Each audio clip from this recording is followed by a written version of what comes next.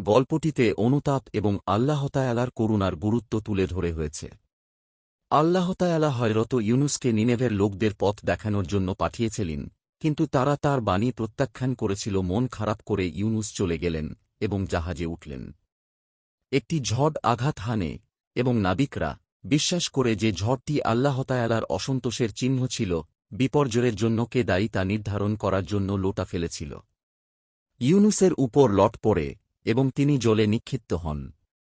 একটি দৈত্যাকার তিমি ইউনুসকে গিলে ফেলে। সে তার ভুল স্বীকার করে আল্লাহর কাছে প্রার্থনা করেন এবং অনুতপ্ত হন।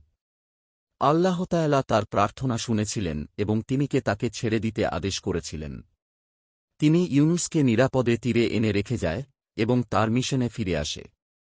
এবার নিনেভের লোকেরা তার বার্তা শুনেছিল, অনুতপ্ত হয়েছিল এবং আল্লাহ তাআলা তাদের ক্ষমা করেছিলেন।